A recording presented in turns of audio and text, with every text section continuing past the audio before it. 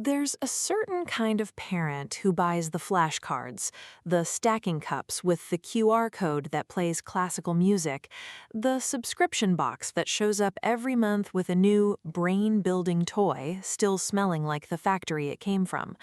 There's nothing wrong with any of that.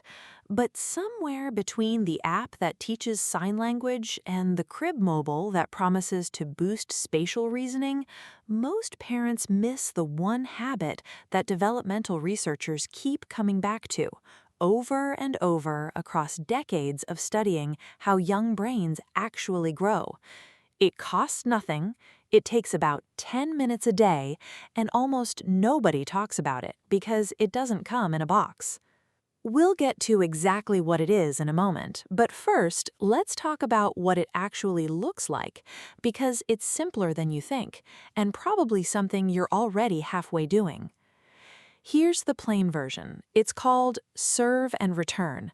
It just means noticing when your child reaches out with a sound, a look, a pointed finger, and responding to it right then, like it matters. That's it. That's the whole mechanism. No curriculum, no milestones chart, no right answer to get to, just noticing and answering. Picture this. You're at the kitchen table and your daughter, maybe 14 months old, points at a bird outside the window and makes a little sound. You could keep scrolling. Instead, you look up, follow her finger, and say, "Yeah, a bird. Look how fast it's flying." She looks back at you, then back at the window, then back at you again, checking that you're still there, still watching what she's watching. That whole exchange takes maybe 8 seconds. It happens and it's gone, forgotten by dinner. But something just occurred in her brain that a flashcard could never replicate. Researchers at Harvard's Center on the Developing Child have spent years studying exactly this pattern. What they found is that it's not the quality of toys or the sophistication of enrichment programs that predicts strong early brain architecture. It's the frequency of these small back-and-forth exchanges between a child and a caring adult. Every time a child reaches out and gets a response, neural connections strengthen in the areas responsible for communication, emotional regulation, and later executive function, the mental skills that let a person plan, adapt, and manage their own impulses well into adulthood. And here's the part that matters most. This held true across income levels, across family structures, across parenting styles. It wasn't about resources. It wasn't about how many books were on the shelf or how much the stroller cost. It was about response. There's a classic pattern in developmental psychology, sometimes called the still face scenario.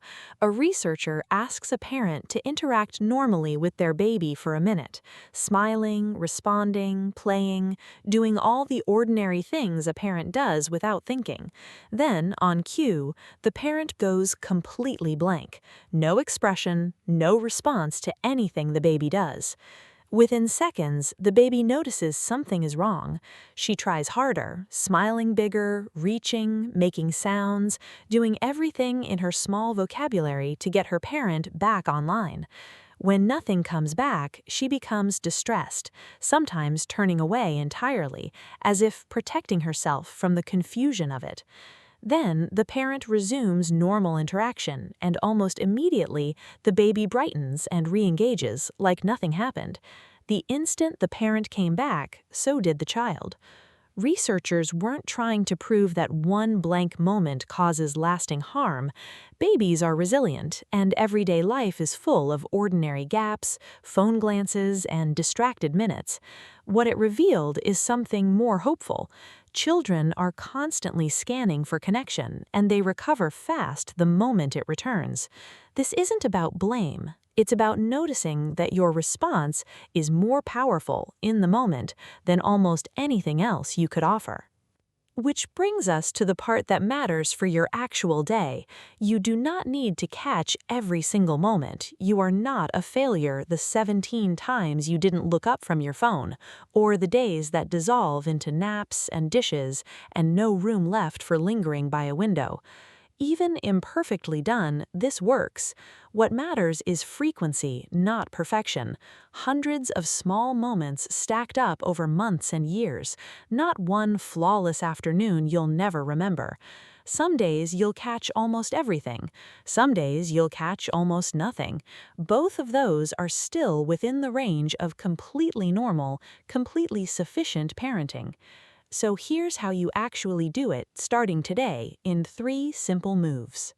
First, when your child initiates something, pause and respond before you do anything else. This means if she holds up a block, you don't have to make it a lesson, you just say, "Oh, you found one," and give her your eyes for a second. The initiation is the whole point.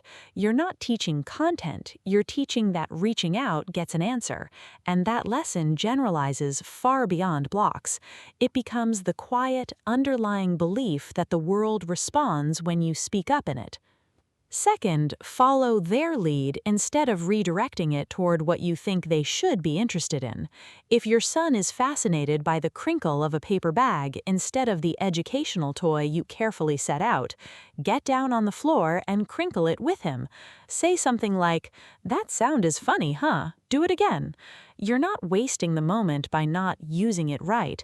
There is no wrong version of this because the content was never the point, your attention was. Third, narrate what you're both noticing in real time, in short, simple phrases. Not a lecture, not a vocabulary lesson, just a companion voice moving alongside theirs. "You're stacking those. That one's wobbly." "You're mad we have to leave the park." This gives language and emotional validation in the same breath, and it's often the single easiest step to fold into an already busy, tired, ordinary day, because you can do it while making dinner, while buckling a car seat, while doing absolutely nothing else at all. Now, here's the part that tends to surprise people.